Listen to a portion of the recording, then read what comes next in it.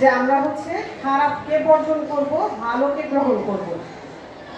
তো দেখো এই যে মাদকের আজকে যে কুফল সম্পর্কে আলোচনা করা হলো, সেটাতে তোমরা প্রেজেন্টেশন দেখেছো, প্লাস হচ্ছে ভিডিও চিত্রও দেখেছো। এখন মাদক তোমার ব্যক্তিগতভাবে কতটা তোমাকে ক্ষতিগ্রস্ত করে, চেহারা থেকে শুরু করে তোমার ব্রেন, মস্তিষ্ক, ফুসফুস, হার্ট সব কিছুকে নষ্ট করে দেয়। তো তোমার ব্যক্তিগতভাবে তুমি ক্ষতিগ্রস্ত হচ্ছ না, সেই ক্ষতিগ্রস্ততা তোমার জীবনকে, তোমার ব্যক্তিগত জীবনকে নষ্ট করে দিতে পারে। তারপরে সেটা যদি হয়, সেটা মানে পরিবারকে প্রভাবিত করে। আমি যখন ইউনো হিসাবে রামগঞ্জে ছিলাম, তো আমি একদিন অফিসে বসে আছি, একজন মহিলা তার মেয়েকে নিয়ে আসছে। তো সে আমার রুমে ঢোকার পরে সে হাও হাও করে কান্নাকাটি করতেছে। তো আমি বললাম যে কি হয়েছে মা, আপনি আমার কাছে বলেন। বলছে যে হচ্ছে আমার ছেলেটা মাদকাসক্ত, ওকে হচ্ছে আপনি ইয়েতে থানায় দেন, জেলে দিয়ে দেন।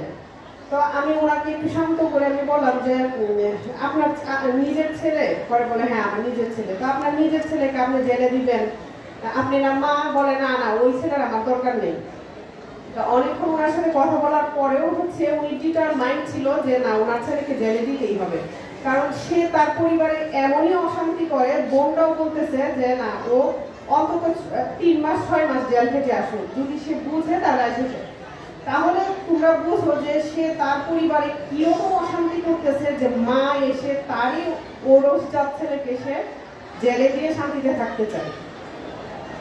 এটা গেল হচ্ছে পারিবারিক নেতিবাচক দিক।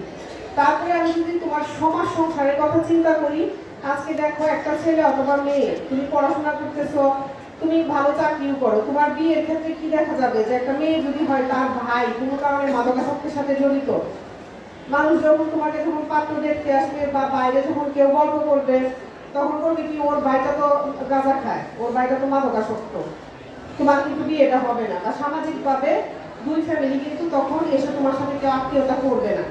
তোমার বাবা যখন রাস্তা দিয়ে হেঁটে যাবে, তখন তোমার বাবাকে দেখিয়ে সবাই বলবে যে ওনার ছেলে তো মাদকাসক্ত। তাহলে তুমি সামাজিকভাবে কতটা হেয় প্রতিপন্ন হচ্ছ, তাহলে তুমি ব্যক্তিগতভাবে হেয় প্রতিপন্ন হচ্ছ, পারিবারিকভাবে, সামাজিকভাবে। এই 3টা জিনিস যদি কোনোটাই মেনটেন না হয়, তাহলে পরকালে বা আল্লাহর কাছে কি তুমি ভালো থাকতে পারবা? তাহলে তোমার সবই তো বৃথা গেল শুধুমাত্র এক মাদকের জন্য। তো এই জিনিসটা হচ্ছে আমাদের আজকে থেকে, আমি জানি এখানে যারা আছে তারা কেউ মাদকে যাবে না আজকের দিনের পর থেকে। এরপরেও যদি হচ্ছে অনেকগুলো কারণের কথা বললো, যে হতাশা, সঙ্গদোষ, এরকম হয়তো একজন দুইজন পিছলে পড়তেই পারো, কিন্তু সেটাও করা যাবে না। আমি এসএসসি পরীক্ষায় ফেল করেছি, সেই ক্ষেত্রে যদি আমি মাদক খাই, পরবর্তীতে কি পাস করতে পারবো? আমার কিসের হতাশা দূর করলো? আমি প্রেমে কোনো কারণে ব্যর্থ হলাম, হয়েই হচ্ছে আমি মাদক করলাম, ওই মেয়েকে আমার কাছে ফেরত আসবে? আমি নিজেকে প্রতিষ্ঠিত করি, আমি ঘুরে দাঁড়াই, আমি পজিটিভ হই। আমি নিজেকে যখন প্রতিষ্ঠিত করবো, এরকম 10 জন মেয়ে আমার কাছে আসবে। আমি আবার এইবার ফেল করেছি, পরের বারে A+ পাবো। তো আমার সেই পজিটিভ জেদটা হচ্ছে আমার মধ্যে রাখতে হবে, এবং আমার নিজেকে প্রতিষ্ঠিত করতে হবে পজিটিভলি। তাহলে আমি ব্যক্তিগতভাবে ভালো থাকবো, এবং আমি যখন ভালো থাকবো তখন আমার পরিবারকে আমি দিতে পারবো। আমার পরিবারটা যখন ভালো থাকবে, এই সমাজটা ভালো থাকবে, আর এই সমাজটা যখন ভালো হবে, তখন আমাদের রাষ্ট্র অনেক উন্নত পর্যায়ে চলে যাবে।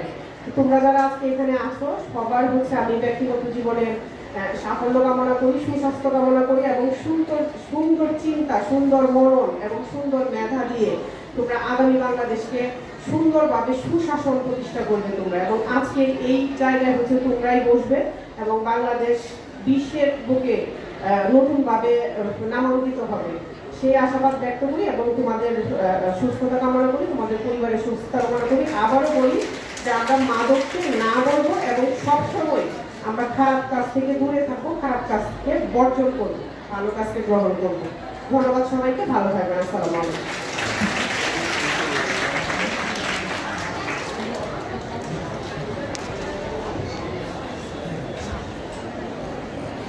অসংখ্য ধন্যবাদ জনাব উম্মে হাবিবা মীরা, বিজ্ঞ অতিরিক্ত জেলা ম্যাজিস্ট্রেট ময়মনসিংহ মহাবাসী স্যার তার বক্তব্যে